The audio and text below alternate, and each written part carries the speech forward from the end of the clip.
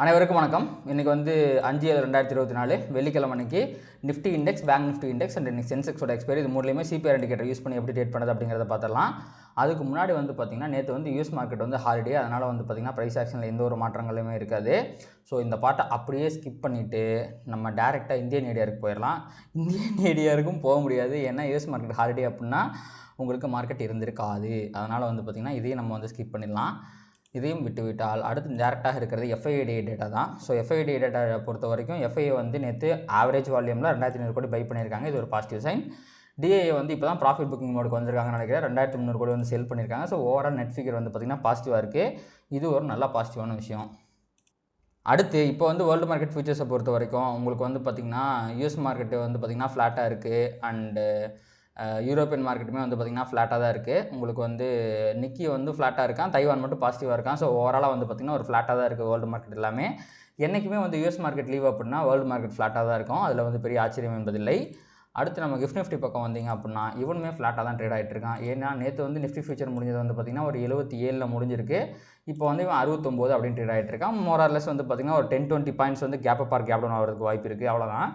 So இதுக்கப்புறம் வந்து நம்ம டேரெக்டாக வந்து நிஃப்டியோட நேற்று ப்ரைஸ் ஆக்ஷனை பார்த்துடலாம். ஸோ முதல்ல வந்து நம்ம வந்து டெய்லி சிபிஆர் போட்டுக்கலாம். 5 மினிட்ஸ்க்கு போயிட்டு நேற்று வந்து பார்த்திங்க அப்படின்னா நேற்று அகைன் வந்து நிஃப்டியில் விர்ஜின் சிபிஆர் அப்படிங்கிறது ஃபார்ம் ஆயிருக்கு. இது ஒரு செமையான புல்லிஷ்னஸை காட்டுது. இன்கேஸ் மார்க்கெட் அன்றைக்கி ஃபால் வந்துச்சுன்னா விர்ஜின் சிபிஆர்லேருந்து ரிவர்சல் ஆகிறதுக்கு எல்லா வாய்ப்புகளுமே இருக்குது. ஸோ ப்ரைஸ் வந்து பார்த்திங்கன்னா நேற்று மேலே போயிட்டு உங்களுக்கு ஒரு கோனை போட்டு கீழே வந்துட்டான். அண்ட் வீக்லியோட இதுதான் இந்த பர்பிள் லைன் இருக்குது பார்த்திங்களா, இதுதான் வந்து வீக்லியோட R1. இதை வந்து அதால் தாண்டவே முடியல. ஸோ செம்மையாக கஷ்டப்பட்டு கீழே தான் முடிச்சிருக்கான். இது வந்து பார்த்திங்கன்னா ஹையர் லெவலில் ரிஜெக்ஷன் இருக்குது அப்படிங்கிறத வந்து தெளிவாக காட்டுது. ஸோ இப்போ வந்து மார்க்கெட் வந்து பொசிஷன் பண்ணியிருக்கிறத வச்சு பார்க்கும்போது, அதாவது உங்களுக்கு டெய்லி டைம் ஃப்ரேமில் பார்த்தீங்க அப்படின்னா எல்லா நாளுமே வந்து ஹையர் ஹை தான். உங்களுக்கு வந்து நேற்று வந்து மேலே ஓப்பன் ஆகி கீழே க்ளோஸ் ஆகிருந்தாலுமே தொடர்ந்து எல்லா நாளுமே ஏறி தான் முடிஞ்சிருக்கு. இங்கே பாருங்கள், இங்கே ஏற ஆரம்பித்தவன் தான் ஒரு நாள் கூட கீழே முடிக்கல. இந்த ஒரே ஒரு நாள் தான் கீழே முடிச்சு 30-40 பாயிண்ட் தான் கீழே முடிச்சான்னு நினைக்கிறேன். அப்புறம் பார்த்தீங்க அப்படின்னா டெய்லி மேலே தான். ஸோ இந்த நேரத்தில் மார்க்கெட்டுக்கு தேவை ஒரு கன்சாலிடேஷன் ஆர் சின்ன ப்ராஃபிட் புக்கிங். ஒரு 100-200 பாயிண்ட் ஃபால் வந்தாலும் அது தப்பு கிடையாது. இந்த மாதிரி மேலே போகிறது மார்க்கெட்டுக்கு முதல்ல நல்லதே கிடையாது. ஏன்னா பெரிய ஃபால் வரும். இப்போ இந்த நான் 3 நாளுக்கு சேர்த்துன ஃபால் ஒரே நாளில் காட்டுற மாதிரி காட்டிடும் இந்த மாதிரிலாம் மார்க்கெட் மேலே போச்சு அப்படின்னா.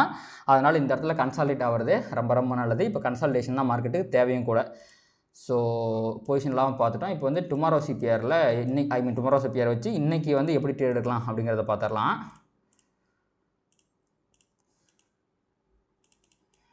டுமாரோ சிபிஆர் பொறுத்த வரைக்கும் உங்களுக்கு ஒரு அசெண்டிங் சிபிஆர் ஃபார்ம் ஆயிருக்கு, ஒரு மீடியம் சிபிஆர் தான் ஃபார்ம் ஆயிருக்கு, வழக்கமாக ஃபார்ம் ஆகிறது தான்.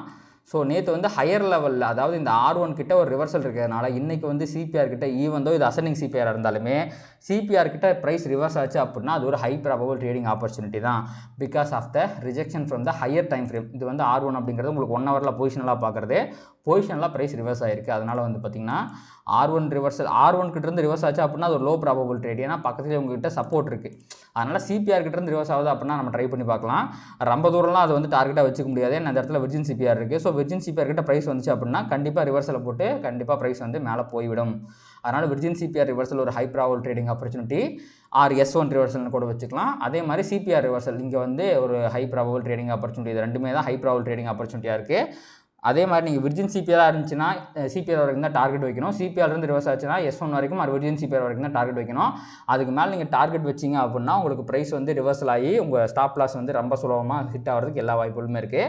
அந்த விஷயத்தை நீங்கள் வந்து கொஞ்சம் கவனிச்சுக்குங்க. ஸோ இதை நிஃப்டியை பொறுத்த வரைக்கும் இவ்வளோ தான். அண்டு பேங்க் நிஃப்டியை பொறுத்த வரைக்கும் முதல்ல நம்ம வந்து டெய்லி டைம் ஃப்ரேம் பார்த்துடலாம். ப்ரீவியஸ் டே சிபிஆர் பார்த்துடலாம். ஸோ ப்ரீவியஸ் டேவை பொறுத்த வரைக்கும் உங்களுக்கு பேங்க் நிஃப்டி வந்து கிளியராக ப்ரீவியஸ் டே ஹையிலிருந்தே ரிவர்சல் ஆகி நல்ல ஒரு கன்சல்டேஷன் ஆயிருக்கான். வைடு சிபிஆர் கன்சல்டேஷன் இது ரெண்டுமே வந்து பர்ஃபெக்ட் காம்பினேஷன். இது அசெண்டிங் சிபிஆரும் கூட. ஸோ அசெண்டிங் சிபிஆரில் வந்து ப்ரைஸ் சிபிஆருக்கு மேலே வந்து க்ளோஸ் ஆயிருக்கு. இது வந்து பேங்க் நிஃப்டியில் மொமெண்டம் வந்து இன்னும் பாசிட்டிவாக தான் இருக்குது அப்படிங்கிறது இண்டிகேட் பண்ணுது. ஆனால் நீங்கள் டெய்லி டைம் ஃப்ரேம் அப்படியே பார்த்தீங்க அப்படின்னா நிஃப்டிக்கு பேங்க் நிஃப்டி பரவாயில்ல. ஏன்னா நிஃப்டி அளவுக்கு பேங்க் நிஃப்டி ஏறலைங்க. 2-3 நாள் கன்சல்டேட் ஆகிட்டு அதுக்கப்புறம் தான் ஏறி இருக்கான். அது வரைக்கும் ஒரு சந்தோஷம். பட் ஸ்டில் இந்த இடத்துல வந்து பார்த்திங்கன்னா பேங்க் நிஃப்டிக்குமே ஒரு ப்ராஃபிட் புக்கிங் அப்படிங்கிறது வேணும். ஏன்னா நிஃப்டிக்கு முன்னாடி கடந்த 2 வாரங்களாகவே பேங்க் நிஃப்டி ஏறிட்டு தான் வந்திருக்கு. இங்கே பாருங்கள், ஒரு ரைஸு சின்ன கன்சல்டேஷன், திருப்பி ஒரு ரைஸு சின்ன கன்சல்டேஷன், திருப்பி ஒரு ரைஸ்ன்னு போயிட்டு இருக்கான். ஸோ இந்த இடத்துல ஒரு லாங்கர் கன்சல்டேஷன் அப்படிங்கிறது வேணும். இப்போது இந்த இடத்துல ஆச்சு பார்த்திங்களா ஒரு பெரிய கன்சல்டேஷன், அந்த மாதிரி இந்த இடத்துல ஆனால் தான் ஃபர்தராக பேங்க் நிஃப்டியால் மேலே போக முடியும். அதனால் பேங்க் நிஃப்டிக்குமே இப்போ கன்சால்டேஷன் அப்படிங்கிறது தேவைப்படுது. ஆனால் ஒரு பாசிட்டிவிட்டியாக அந்த கன்சால்டேஷன் இருக்கலாம். ஏன்னா இங்கே 5-6 நாள் கன்சால்டேட் ஆனதுனால சொல்கிறேன். ஒரு 100 பாயிண்ட் அப்பு அந்த மாதிரிலாம் இருக்கிறது இருந்தால் அது ஓகே தான். ஸோ இப்போ வந்து நம்ம வந்து நேற்று சிபிஆரை பார்த்தோன்னே பேங்க் நிஃப்டியில் விர்ஜின் சிபிஆர்லாம் வரல. நேற்று தான் முந்தா நேற்று தான் வந்து பார்த்திங்கன்னா விர்ஜின் சிபிஆர் வந்துருந்துச்சு.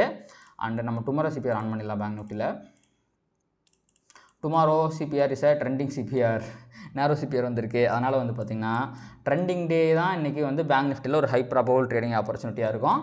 ஸோ ப்ரைஸ் மேலே போய் R1 உடச்சி பயங்கரமாக மேலே போகிறதுக்கும் வாய்ப்பு இருக்குது. அதே மாதிரி கீழே போய் S1 உடச்சி பயங்கரமாக கீழே போகிறதுக்கும் வாய்ப்பு இருக்குது. இது ரெண்டு தான் வந்து பார்த்திங்கன்னா பேங்க் நிஃப்டியை பொறுத்த வரைக்கும் உங்களுக்கு வந்து ஒரு ஹை ப்ராபபிள் ட்ரேடிங் ஆப்பர்ச்சுனிட்டியாக இருக்க போகுது. ஸோ ப்ரைஸ் வந்து R1 தாண்டிச்சுன்னா மேலே போவான், ப்ரைஸ் வந்து S1 தாண்டிச்சுன்னா கீழே போவான். இது ரெண்டு தான். ஸோ இதில் வந்து ரொம்ப சிம்பிளாகவே முடிஞ்சிச்சு. காரணம் நேரோ சிபிஆர் வந்து நீங்கள் பெருசாக யோசிக்கவே வேணாம். இன்றைக்கி மார்க்கெட் ட்ரெண்ட் ஆகும் அப்படிங்கிறது தான் உங்களுடைய எதிர்பார்ப்பாக இருக்கணும். 90% ஆஃப் த டைம் வந்து பார்த்திங்கன்னா மார்க்கெட் ட்ரெண்டும் ஆயிரும். நேரோ சிபிஆர் வரும்போது ஏதோ 10% அங்கே இங்கே மிஸ் ஆகி போகிறது தான். ஸோ பேங்க் நிஃப்டி நம்ம முடிச்சுக்கலாம். அடுத்து அப்படியே நம்ம வந்து சென்செக்ஸ் பக்கம் போயிடலாம். சென்செக்ஸுக்கும் நிஃப்டிக்கும் பெரிய வித்தியாசம் என்றைக்குமே இருக்காது. சின்ன சின்ன வித்தியாசங்கள் தான் இருக்கும், பெரிய வித்தியாசம் இருக்காது, சின்ன வித்தியாசங்கள் இருக்கும். பார்த்தீங்களா, இதுலேயுமே விர்ஜின் சிபிஆர் தான் வந்திருக்கு. அப்போது சேம் ப்ரைஸ் ஆக்ஷன் தான் இன்றைக்கி நம்ம வந்து சென்செக்ஸுக்கும் சொல்ல போகிறோம். சென்செக்ஸுமே எனக்கு தெரிஞ்சு பல நாட்களாக மேலேயே தான் போயிட்டுருக்கான். உங்களுக்கு கேண்டில் பார்த்தாலே தெரியும். ஸோ அதனால் வந்து பார்த்திங்கன்னா நான் நிஃப்டியில் சொன்னேன் அதே தான். உங்களுக்கு வந்து ஹையர் டைம் ஃப்ரேமில் இவனுக்கும் வந்து R1 இங்கே தான் இருக்கணும். இருங்க நம்ம அதையும் காட்டிடுவோம். ஏன்னா சின்ன சின்ன வேரியேஷன் வருது இல்லை. ஸோ கொஞ்சம் முன்ன பின்ன இருந்துச்சுன்னா இவனுக்கு பார்த்திங்கன்னா R1 இங்கே இருக்குது. ஸோ நேற்று இவனுமே வந்து பார்த்திங்கன்னா ரொம்ப இதாக R1 கீழே தான், வீக்லியோட R1 கீழே தான் க்ளோஸ் வச்சுருக்கான். ஸோ இன்றைக்கி சிபிஆர் எங்கே வருது அப்படிங்கிறத பார்த்துடலாம். நான் டெய்லி சிபிஆரை தூக்கி விட்டு இன்றைக்கி சிபிஆர் மட்டும் போட்டுக்கிறேன். வீக்லி பிவோட் இருக்கட்டும். ஓகே, இவனுக்குமே வந்து பார்த்திங்கன்னா CPR reversal is high probable trading opportunity, virgin CPR reversal is high probable trading opportunity, R1 reversal ஒரு லோ ப்ராபபிள் ட்ரேடிங் ஆப்பர்ச்சுனிட்டி. ஏன்னா அது வீக்லி சிபிஆருக்கு வீக்லி R1க்கு மேலே இருக்கிறதுனால.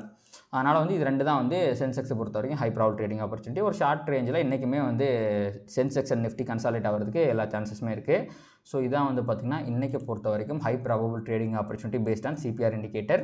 இதை வந்து நீங்கள் ஒரு கைட்லைன்ஸாக மட்டும் எடுத்துக்கோங்க. இதை அப்படியே பின்பற்றி நீங்கள் வந்து நிறையா ரிஸ்க் எடுத்து கண்டிப்பாக லாஸ் பண்ணிடாதீங்க. ஏன்னா நிறையா டைம் எனக்கே வந்து ஸ்டாப் லாஸ் ஆகிருக்கும். நான் வந்து ரிஸ்க்கை கரெக்டாக மேனேஜ் பண்ணி 1% to 2% ஸ்டாப் லாஸ் வச்சு பேஸ்டாக அந்த ப்ரைஸ் ஆக்ஷன் வந்து வெளியே வந்துடுவேன். அதே மாதிரி நீங்கள் பண்ணால் தான் நான் சொல்லிக் கொடுக்குற விஷயங்கள்லாம் உங்களுக்கு சூட் ஆகும். ஸோ எந்த காரணத்தை கொண்டு இன்ட்ராடேயில் ஒரு நாளைக்கு ஒஸ்ட் கேஸில் 1 to 2% மேலே ரிஸ்க் எடுக்காதீங்க. அதுதான் மார்க்கெட்டில் உங்களை ரொம்ப நாள் வச்சுருக்கிறதுக்கு ஒரே ஒரு வழி. அண்ட் கண்டிப்பாக இந்த வீடியோ உங்களுக்கு யூஸ்ஃபுல்லாக இருந்திருக்கும் அப்படின்னு நம்புறேன். இந்த வீடியோ உங்களுக்கு பிடிச்சிருந்துச்சு அப்படின்னா லைக் பண்ணுங்கள், கமெண்ட் பண்ணுங்கள், ட்ரேட் பண்ணுற மற்றவங்களுக்கு ஷேர் பண்ணுங்கள். அது யூடியூபில் கருத்து ட்ரிகர் பண்ணி இன்னும் நிறைய பார்வையாளர்கள் நம்ம சேனலில் கொண்டு வந்து சேர்க்கும். நன்றி.